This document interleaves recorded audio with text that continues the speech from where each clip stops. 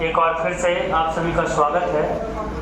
और अभी हम लोग मगध युवा प्रकोष्ठ के कार्यालय में बैठे हुए हैं और हमारे समक्ष हमारे बड़े भाई आदरणीय मुकेश भैया बैठे हुए हैं। तो आज हम इनसे परिचर्चा करने के लिए यहाँ पर बैठे हुए हैं। तो आइए इनसे हम बात करते हैं कि जो वर्तमान समय में युवाओं के बीच में जो भटकाव देखने के लिए मिल रहा है और यह भटकाव इंसान को वहाँ तक ले जा रहा है जहाँ तक उनको नहीं जाना चाहिए। और आज समाज की स्थिति इस तरीक़ा से बन गई है कि जो कि देखने लायक ना हो और हम स्टेटस लगाते हैं, उसके प्रति संवेदना व्यक्त करते हैं। वह संवेदनाएं कहाँ तक सही है और इसमें सुधार के लिए हम क्या कर सकते हैं। हमारे बीच आदरणीय मुकेश भैया बैठे हुए हैं, इनसे जानने का कोशिश करते हैं। आदरणीय मुकेश भैया। सभी दर्शकों को नमस्कार, बहुत बहुत धन्यवाद, साधुवाद आपका अमित जी। सर्वप्रथम आपने एक सवाल पूछा कि युवाओं का भटकाव। तो आदमी भटकता वही है जो किसी रास्ते पे चल रहा होता है। जिसने नदी में छलांग ही नहीं लगाया वो तैरना कैसे सीखेगा या डूबेगा कैसे। तो भटकाव यानी कि कोई ना कोई व्यक्ति, युवा कह लीजिए, व्यक्ति कह लीजिए, स्त्री कह लीजिए, कन्या कह लीजिए, वो किसी रास्ते पे चल रहा है। भटकाव का अर्थ है कि किसी एक रास्ते को उसने चुना था। हो सकता है उसने प्रतियोगी परीक्षा के लिए अपना रास्ता चुना हो, या हो सकता है उसने अध्यात्म की तरफ कदम बढ़ाया हो सकता है उसे कॉलेज से घर जाने का रास्ता हो। तो भटकाव का अर्थ ही होता है कि उसे कॉलेज से घर जाना था और उस घर जाने के रास्ते में उसने अपना रास्ता चेंज कर दिया। ये अर्थ होता है भटकाव का। तो यानी कि अगर आप आज गायत्री शक्तिपीठ के प्रांगण में हैं तो कहीं ना कहीं आपका उद्देश्य है कि युवाओं को एक संदेश मिले कि युवा अपने भौतिक जीवन से किस प्रकार से विमुख हो जा रहा है और शायद उससे पूरी तरीके से अपने भौतिक जीवन को भी ना जी पा रहा है, ना आध्यात्मिक जीवन को जी पा रहा है और ना अपने छात्र जीवन को वो जी पा रहा है। तो बहुत छोटा सा लाइन एक आता है कि लोग बड़े बड़े पुस्तक में और दीवारों पे और कॉपी में और मैगजीन्स में, आध्यात्मिक मैगजीन्स में भी ये चीज़ देखा होगा, पत्रिकाओं में, कि सादा जीवन उच्च विचार। तो भटकाव को रोके कैसे। पहले तो मैंने ये बताया कि भटकाव होता क्या है। अब जब हमें पता है कि हमें रास्ता जाना था घर से या कॉलेज से घर की ओर, तो हमने अपना रास्ता बदल दिया, तो बदलने का कारण क्या है, इस पर चर्चा करना होगा अमित जी। तो पहली शर्त ये है कि कारण तब आता है जब इच्छा का जन्म होता है। आपको कॉलेज से घर जाना था या आपने अपने विद्यार्थी जीवन को चुना है कि मैं किसी तरीके से एग्जामिनेशन को पास करूंगा, तो आपने अपने आप को उस पद पर कटिबद्ध क्यों नहीं रखा। कारण क्या है। बड़ी सुंदर सी चीज़ है, आप समझ रहे होंगे इसकी गंभीरता को। तो आखिर वो कारण क्या है। तो कारण है कि मुझे जल्दी से जल्दी धन प्राप्त हो जाए, जल्दी से जल्दी ऐशो आराम प्राप्त हो जाए, जल्दी से जल्दी मेरा ऐसे पुरुष या स्त्री के साथ संबंध बन जाए जो मेरे जीवन को आसान बना दे। मैं जैसा बोलूँ वो वैसा करे, या मैं बोलूँ तो वो ऐसे सुने। टेक्नोलॉजी के क्षेत्र में जैसे 5G आगे बढ़ रहा है, जी, इंसान का दिमाग भी सोच रहा है कि हम 5G की तरफ। इच्छा, जी, उसकी इच्छा मतलब इच्छा का जो है इनोवेट हो चुका है, बिल्कुल इन्हांस हो गया, बिल्कुल बढ़ चुका है। इच्छा एक अलग आयाम ले लिया। सादा जीवन उच्च विचार, इस पे बहुत बड़ा एक माध्यम आएगा। हमारे ऋषि मुनियों ने इस वाक्य को लिखा होगा। ये बहुत साधारण सा लाइन है। इसमें आपको रोकूंगा सर। जी सर। इस सादा जीवन उच्च विचार से संबंधित क्या मुझे कोई वैसे महापुरुष की जीवनी के बारे में बता सकते हैं जो शॉर्ट में, जिनकी प्रेरणा से हम किस तरह से सादा जीवन उच्च विचार के नियम को फॉलो कर करके हम जीवन में आगे सफलता के सूत्र में जीवन में आगे बढ़ सकते हैं। बिल्कुल बिल्कुल। अब जैसे आप हमारे परम आदरणीय और परम पूज्य पंडित श्री राम शर्मा आचार्य के आप जीवन को देख लीजिए, महावाना मदन मोहन मालवीय का जीवन देख लीजिए, आप जितने भी तस्वीर देखते होंगे ऐसे महान पुरुषों की, महात्मा गांधी को आप देख लीजिए, मैंने महापुरुष कहा ही, तो उसमें कहीं ना कहीं आप एक चीज़ दिखते होंगे कि कहीं ना कहीं उनकी वेशभूषा, लाल बहादुर शास्त्री को देख लीजिए, अटल जी को देख लीजिए, वो देश के हैं, वो महापुरुष किसी पार्टी किसी संस्था का नहीं था, वो देश का व्यक्ति था, थे। तो सादा जीवन उच्च विचार में आप हमारे गुरु जी को लिख लीजिए, अगर मैं ये इनके तस्वीर को दिखाऊं, आप इनसे परिचित होंगे, तो आप इनकी सादगी को इनके आँखों से, इनके व्यक्तित्व को, इनके ललाट से, इनके वेशभूषा से, गुरु जी का सादगी इस कदर से था, मैं आपको बताऊं कि ये व्यक्ति सिर्फ 2 कपड़े, और वो भी खादी के पहना करते थे, धोती ऊपर कुर्ता रहता था, मौसम के हिसाब से वो स्वेटर वगैरह पहनते थे, टोपी लगाते थे, लेकिन सादगी में रहते थे। आप हाल में ही हमारे बीच हम सबसे मिले हुए परिचित स्पीक मेके के संस्थापक, पद्मश्री से नवाजित आदरणीय डॉक्टर किरण सेठ, जो कि दिल्ली IIT के प्रोफेसर हैं मैथमेटिक्स के, उनको आप YouTube पे सर्च कीजिए, उनकी सादगी का कोई मतलब जवाब ही नहीं है। जो कि उनके बारे में सुनोगे, हाल फिलहाल में वो जम्मू कश्मीर से लेकर कन्याकुमारी तक साइकिल यात्रा की है, वो भी महज 70 वर्ष की आयु में, 75 हो गया सर, 75 वर्ष की आयु में। बिल्कुल सर, ये काबिले तारीफ है और सबसे बड़ी प्रेरणा देने वाली है। मैं आपको भी कहूँगा भाई साहब कि आप सोचिए, एक व्यक्ति जो एकदम लिनन थी, कदकाठी का, और 75 साल की आयु में उन्होंने साइकिल यात्रा करके यही तो दिखाया कि सादा जीवन उच्च विचार। और इसको मैं ब्रीफ कर देता हूँ क्योंकि वीडियो आपका लंबा हो जाएगा, समय की भी गरिमा होती है।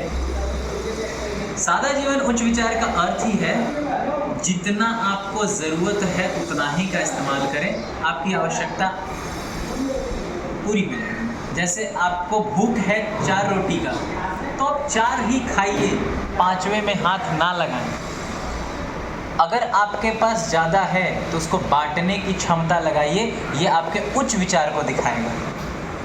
अगर आपके पास 4 रोटी है, आपने 4 खा लिया और आप नॉर्मल से आराम कर लिए, यह आपकी सादगी है। कहा जाता है कि अगर आपको दूसरे का हक का छीन के खाना पड़ रहा है तो इससे अच्छा है कि आप भूखे ही रहें, है ना। गौर फरमाइएगा इस बात कि आपको भूखे ही रहना उचित है। तो सादगी तब आएगी जब हम अपने इच्छाओं को कंट्रोल करेंगे, जितना हमें कम से कम उपयोग जो संसाधन का है उसका हम कम से कम उपयोग कर लें, ये हमारी सादगी को दिखाता है। उच्च विचार क्या है? उच्च विचार यही है कि आप किसी के लिए सद्भाव, सद्प्रेम, स्नेह रखें। रास्ते में कुत्ता जा रहा है, आपने पत्थर उठाया तो उसको मार दिया, वो उच्च विचार है ही नहीं, वो यहाँ को दर्शाता है। बिल्कुल, आपको हो सकता है वो क्षण भर के लिए खुशी दे दिया उसके चिल्लाहट से, चीख से, लेकिन वो आपको मन ही मन, दिलों से, अंतरात्मा से बदुआ देगा, तो आपके विचार वहाँ पर मर गया, जीरो हो गया। ये कंक्लूजन पे आया। वो भटकाव की चीज़ें आप समझ रहे हैं कि अपना जो ट्रैक पकड़ा है उसमें आप कटिबद्ध हों, उसमें पेशेंस रखें, धैर्य रखें कि नहीं इस लाइन को मैं हमेशा करूँगा। आप सिंपल सा एक चीज़ मुझे बताइए कि अगर एक पेड़ अगर अपना पेशेंस खो दे, उसका धैर्य खत्म हो जाए अमित जी कि मैं बड़ा क्यों हूँ, छोटा ही हूँ, या मैं जल्दी बड़ा हो जाऊँ, तो क्या वो जो अंकुरित 21 दिन में उसको अंकुर आना है बीज को, क्या वो 5 दिन में आ जाएगा क्या? अगर उसका धैर्य खो जाए तो पूरी पृथ्वी अगर अपना धैर्य खो जाए क्या हो सकता है? तो दूसरा भटकाव का है पेशेंस जी। ये तो चीज़ें आ गई, 3 चीज़ें निकल कर के आई, और मेरे ख्याल से लगता है कि जो 3 चीज़ों को आप लोगों ने आपने बताया जी, वह 3 चीज़ पर हमें सबसे पहले काम करनी चाहिए। ये तो सिर्फ समस्या आपने बताया कि कहाँ कहाँ से युवाओं के बीच में भटकाव हो रहा है जी।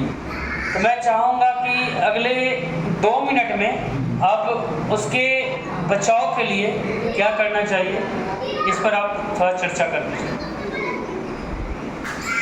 सबसे सरल मार्ग है, आप पढ़े होंगे दयानंद सरस्वती की एक पुस्तक है, शायद मैं सत्यार्थ प्रकाश। बहुत साधुवाद आपका, आपने इस चीज़ को याद रखा है, स्मरण रखा है।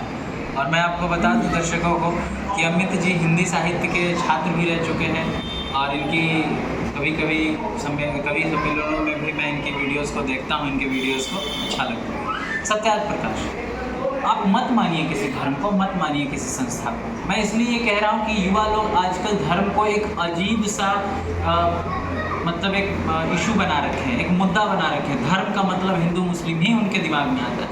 धर्म का मतलब है सच्चा कर्म, कर्मण्येवाधिकारस्ते।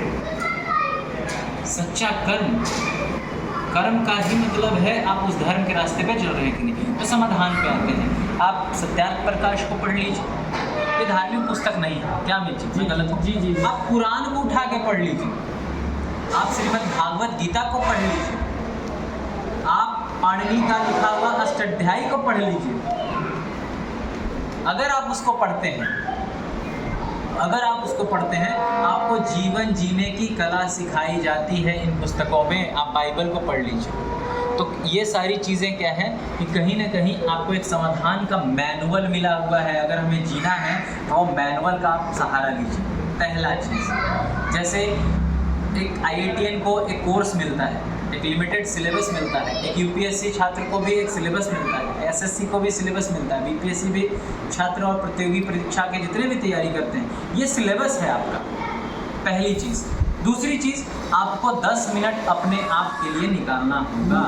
चाहे उस 10 मिनट में आप साधना करें अमित जी, या तो वो किसी मंत्र का जाप कर लें, या तो 10 मिनट शांत मौन स्थिर बैठ जाए, अपने बारे में सोचिए। और ये मेरा ही लाइन नहीं है, मैं भी चीज़ों को देख रहा हूँ, समझ रहा हूँ। आप बहुत इंस्पायर रहते होंगे एक एक्टर से जिन्होंने सामाजिक मुद्दे पे बहुत फिल्में भी बनाई हैं, और कुछ उनके नकारात्मकता फैलाने वाली भी एडवर्टीजमेंट आती है। जैसे कुछ चीज़ मैं उस पर ध्यान नहीं दूँगा, लेकिन अक्षय कुमार को फिट एंड फाइन लोग बोलते हैं।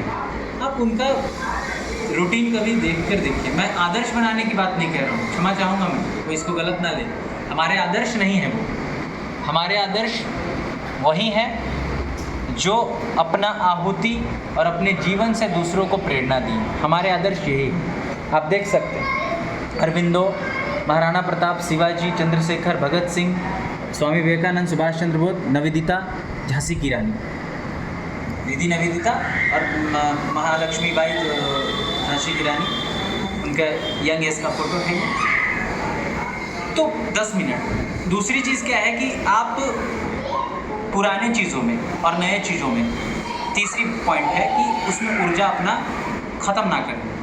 मतलब कि आपको स्वयं से ये तय करना है कि मैं बुरे चीज़ को, जो बीत चुका है, जो खराब था, उसको सोचकर अपना पूरा का पूरा टाइम और एनर्जी वेस्ट ना करूं।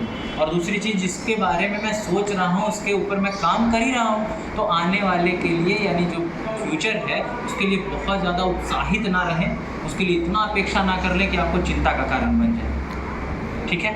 और चौथी चीज़ ये है कि अभी आपको 3 चीज़ों पर काम करना है। चौथी चीज़ में विचार, भावना और कर्म। आपके जिस तरीके से विचार बनेंगे, आपके भावना भी उसी प्रकार से प्रकट होने लगेंगे। मतलब अगर मुझे खाना है गुपचुप, मैंने मन में विचार किया कि गुपचुप खाना है, तो मेरे मुंह में सलाइवा आएगा, लार आएगा। अमित जी, भावना मेरी खटास और बिल्कुल बिल्कुल बिल्कुल। और जैसे ही मेरे मुंह में लार आएगा तो मेरा हाथ पैर और मेरा शरीर कहेगा कि मुकेश उठो और चलो गुपचुप के ठेले तक। विचार, भावना और कर्म। तो यहाँ पर मैं अपनी चीज़ों को कंक्लूज करूँगा, और विशेष कोई प्रश्न तो आप ले सकते हैं। बहुत बहुत धन्यवाद, साधुवाद आपका मुकेश जी। आपने बहुत अच्छे तरीके से चीज़ों को आप बताए, और किस तरह से वर्तमान समय में युवाओं के बीच में जो भटकाव होते जा रहा है। एक्चुअली बात ये है कि हमारे अंदर जो एग्रेसिवता है, जो कि कह सकते हैं कि जल्दबाजी, हड़बड़ाहट, उत्सुकता, बेचैनी, तो वो चीज़ें जब तक हम वहाँ तक सीमित नहीं कर सकते हैं जहाँ तक कि हमारी ज़रूरत की चीज़ें पूरी हो जाए। वहाँ तक अगर हम पूरी नहीं कर सकते हैं, डैट मीन्स कि हम पेशेंस को खो रहे हैं, हम धैर्य को खो रहे हैं और एक धैर्यवान पुरुष नहीं बन पा रहे हैं। हमारा शरीर का खून ठंडा पड़ गया है और हमारा मस्तिष्क गर्म हो चुका है। तो आपका कहना ये है कि आज का समय का युवा जो भी है उसको अपने मस्तिष्क को शांत रखना चाहिए और अपने हृदय को, अपने खून को गर्म रखना चाहिए, ताकि शांत मस्तिष्क से आप कोई निर्णय को अच्छे तरीक़ा से ले सके और गर्म खून से आप किसी भी कार्यक्रम को सुचारू ढंग से संचालित कर सकें। बहुत बहुत धन्यवाद, बहुत बहुत साधुवाद। मिलते हैं आपसे अगले कड़ी में और भी कोई भाई के साथ। धन्यवाद।